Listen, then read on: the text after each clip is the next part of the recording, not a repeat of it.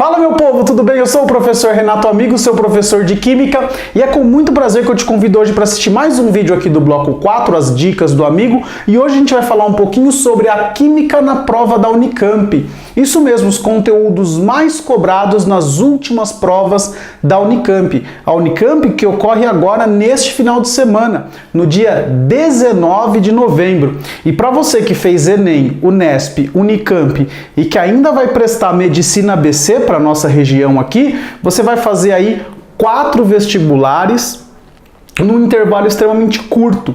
Isso significa que se você sair vivo da prova da média ABC, você vai ter aí praticamente uma semana inteira de estudos para a FUVEST. Então dá para se recuperar bem. Eu sei que é uma época bem maçante, é uma época bem complicada, mas você aí que vem se preparando há alguns anos, né? Há alguns anos vem se preparando fortemente para os grandes vestibulares, chegou a hora e a gente vai tentar aí passar algumas dicas para ajudar vocês, tá certo? A prova da Unicamp, ela sofreu uma mudança bastante grande no ano de 2015, quando ela passou a cobrar 90 questões na primeira fase.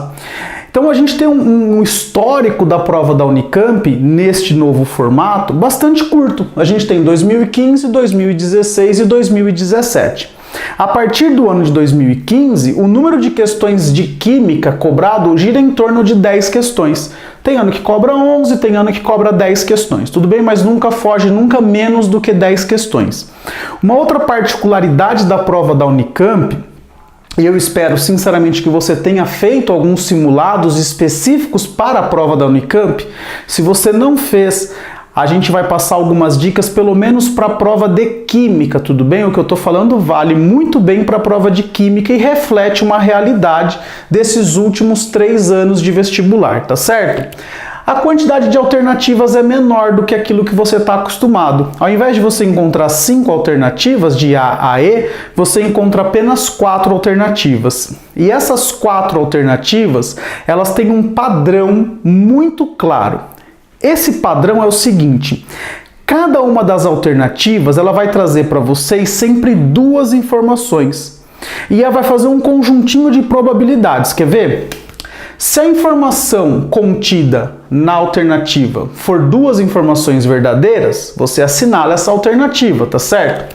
Ela pode vir com uma informação verdadeira e uma falsa, ou seja, a primeira informação verdadeira, a segunda falsa, a primeira falsa, a segunda verdadeira, ou as 2 falsas. Normalmente, né, nos últimos anos, as questões de química, todas elas vêm assim. Quer um exemplo? Vamos supor que você tem lá uma equação termoquímica. Aí você vai calcular o ΔH, óbvio. Vamos supor, olha como que vem. A alternativa correta é a seguinte, ó. Libera 200 kJ, absorve 200 kJ, libera 300 kJ ou absorve 300 kJ. Então você viu que em cada uma das afirmativas eu estou com 2 informações. Então você vai proceder lá todos os cálculos termoquímicos e vai chegar numa conclusão, que o ΔH é negativo. Se o ΔH é negativo, então libera energia e não absorve. Então pode ser a alternativa A ou a alternativa C. Mas não basta só fazer isso, você vai ter que calcular para ter o valor também, tá certo? E aí vamos supor que lá nas suas contas o valor deu 200. Então a alternativa correta é libera 200. Se você fizer só a conta, você vai ter 2 alternativas com 200, vai se embaralhar. Se você fizer só o ΔH, ter uma noção só do valor do ΔH, você pode ter um ΔH positivo ou um ΔH negativo, aqui ó, libera e libera. Então você sempre vai ficar na dúvida. Por isso que você tem que analisar todas as informações.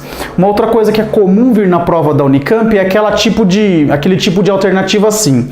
Ele conta uma historinha, geralmente relacionada ao cotidiano, a gente vai falar um pouquinho sobre isso, tá certo? Ele vai falar assim, ó, com essa afirmação você concorda totalmente, pois apresenta argumentos favoráveis à polaridade e à pressão de vapor e à volatilidade, que é mais ou menos uma questão que caiu, acho que no ano de 2015, se não me engano.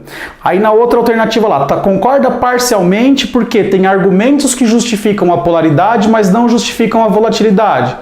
Concorda parcialmente porque tem argumentos que não justificam a polaridade e justificam a volatilidade. Ou você discorda totalmente porque os argumentos não justificam nem a polaridade nem a volatilidade.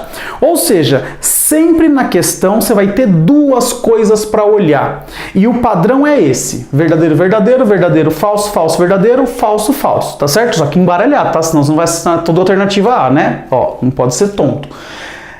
O padrão é esse da Unicamp, tá certo? Então fica bastante esperto, não seja traído pela leitura, porque a prova da Unicamp é a prova que cobra menos conteúdo de forma aprofundada na parte matemática. Estou dizendo os cálculos químicos. É a prova que menos aparece e quando aparece são cálculos simples. Eles tentam trazer pra gente sempre uma relação entre a química e o cotidiano. Na prova do ano passado, caiu uma questão em que ele falava do revestimento de uma parede para que a pessoa vá lá urinar na parede e a urina não fique grudada na parede. Então ele tinha lá dois tipos de revestimento e pedia para que você analisasse. Teve essa questão que eu te falei de volatilidade, né, que relacionava volatilidade e polaridade. Tem a questão daquele spray lá dos árbitros de futebol, que eles marcam a barreira, essas coisas. Então falava um pouquinho sobre surfactantes. O tema predominante da prova da Unicamp é forças intermoleculares. E a gente já falou de forças intermoleculares no Enem e já falou de forças intermoleculares na Unesp. Agora a gente volta a falar de forças intermoleculares aqui na prova da Unicamp. Só que aqui ele faz algumas relações um pouquinho mais complexas. Você tem que conhecer bastante de estrutura orgânica, porque geralmente ele relaciona a força intermolecular com uma estrutura orgânica, tá? Porque a prova não cobra química orgânica, tipo reações orgânicas, né? Nesses últimos anos aqui não caiu nenhuma questão de reações orgânicas, tá? Os conteúdos que eu elenquei para vocês, ó, então em primeiro lugar, forças intermoleculares. Cai sempre uma todo ano, às vezes tem ano que cai 2 ou 3 questões. Estados físicos, mudanças de estado físico, isso cai todo ano, por incrível que pareça. Então teve lá a questão do chopp, que quando o copo está suando, a temperatura do chopp aumenta ou diminui. Quando você soa, a temperatura do seu corpo aumenta ou diminui. Então sempre relacionando isso, sempre tentando fazer uma conexão com alguma coisa do cotidiano e trazendo alguma mudança de estado físico. Pode cobrar um derretimento de iceberg, enfim, pode trazer bastante coisa relacionada à mudança de estado físico. E às vezes a gente acha lá que é só saber o que é fusão, ebulição. Sim, você tem que saber o que é fusão, solidificação, ebulição, calefação, evaporação. Você tem que saber a energia envolvida. Pô, peraí, para fundir alguma coisa eu preciso dar energia. Então, para solidificar, essa energia é liberada. Então é legal você lembrar sempre disso, tá bom? Propriedades coligativas é um assunto que cai bastante na prova. Lembrar que a gente tem a tonometria, a ebuliometria, a criometria e a osmometria. Lembrar que a tonometria tem a ver com a pressão máxima de vapor. Jogou um soluto, a pressão máxima de vapor vai diminuir, o ponto de ebulição vai aumentar, o ponto de congelamento vai diminuir e o fluxo osmótico tende a aumentar, tá certo? A gente tem aula disso aí no canal. Equilíbrio químico, aqui ele pode citar alguma coisa relacionada a pH, uma hidrólise de sais, então geralmente ele cobra isso. As provas da Unicamp geralmente tem algumas tirinhas, né? Tem lá o ursinho polar que já caiu na água, tem o ursinho que tá falando do nível de acidez dos mares, tá certo? Até fez uma questão interligada com a disciplina de inglês, então foi bastante interessante. A prova traz geralmente essas características também. Então lá, falou em equilíbrio químico, tem que lembrar de pH, pOH, tem que lembrar de hidrólise salina e tem que lembrar dos deslocamentos, né, de equilíbrio químico pelo princípio de Le Chatelier. Tudo bem que nesses últimos anos não caiu especificamente Le Chatelier, mas como caiu o equilíbrio todo ano, de repente os caras cobram aí uma questãozinha de Le Chatelier. Radioatividade caiu no ano passado, pode ser que esse ano venha cobrando alguma questãozinha de meia-vida, já que caiu na Unesp, já que caiu no Enem, então pode ser que as bancas examinadoras estejam aí dando um foco mais para essa área aí de meia-vida, tá certo? Questão relacionada à poluição, à liberação de gases de efeito estufa, de gases com potencial de chuva ácida e o famoso buraco na camada de ozônio. Eu gravei um vídeo sobre a poluição, os temas relacionados à poluição e meio ambiente no Enem. Enem. Então vale você dar uma olhada nesse vídeo aí também. Relação entre concentrações, mudanças de unidade, tá certo? Ele geralmente dá uma coisa em porcentagem. Os cálculos são todos simples, tá certo? Mas sempre aparece algum cálculozinho para você fazer uma conversãozinha de unidade. A parte de química orgânica ficou restrito nos últimos anos em isomeria e conceitos de ácidos bases, tá certo? Quais são os ácidos orgânicos? O ácido carboxílico e o fenol têm características ácidas. E quais são as bases orgânicas? As aminas. Então, de repente, caiu lá um ácido e uma amina, ele vai pedir para você dizer qual é o caráter de cada um deles. É interessante que você saiba. O ácido carboxílico, obviamente, tem caráter ácido e as aminas têm caráter básico. Separação de misturas cai com uma quantidade, uma frequência menor, mas cai. Termoquímica geralmente cai relacionado com alguma dos outros assuntos, muito com poluição por conta da emissão de gases de efeito estufa, tá? Na prova de 2015 caiu mais cálculo e caiu duas questões de termoquímica. Nos outros anos a quantidade já caiu uma ou nem caiu termoquímica, tá certo? Mas é sempre importante dar uma lembrada. E óxido redução, né?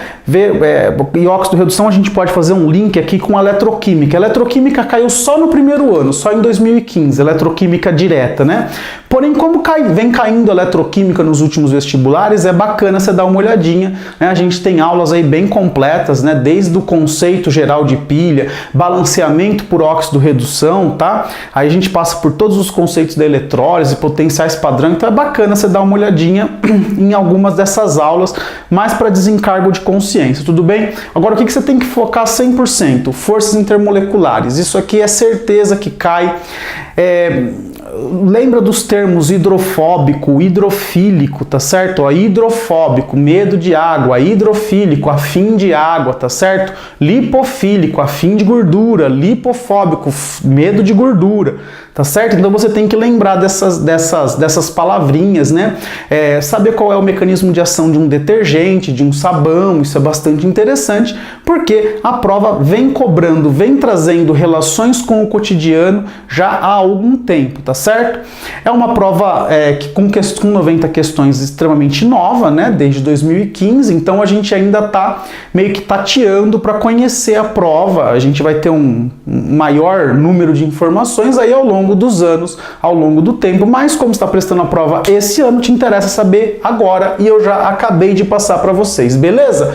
Achou legal o vídeo? Curtiu? Por favor, clique no botão curtir. Se você não é inscrito no canal, inscreva-se. Se conhece alguém que vai prestar a prova da Unicamp, compartilhe aí nas suas redes sociais, avisa essa galera, marca essas pessoas para que elas possam saber e conhecer principalmente essa ideia aqui do mecanismo de resolução da prova, tá certo?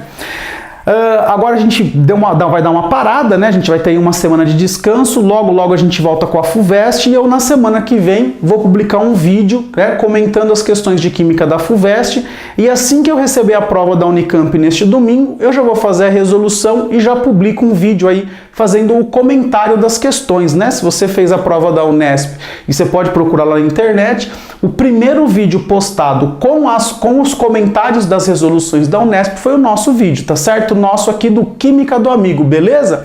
Se você quiser conhecer todo o nosso projeto, é só acessar o nosso site, o www.quimicadoamigo.com.br. Se tem dúvida, sugestão, crítica ou elogio para o canal, deixa um comentário aqui ou envia um e-mail para mim também no quimicadoamigo@gmail.com. quimicadoamigo@gmail.com. Sempre é um prazer receber e responder as suas dúvidas, beleza? Chegou até aqui, curtiu, inscreveu, compartilhou, comentou? Beijo, tchau!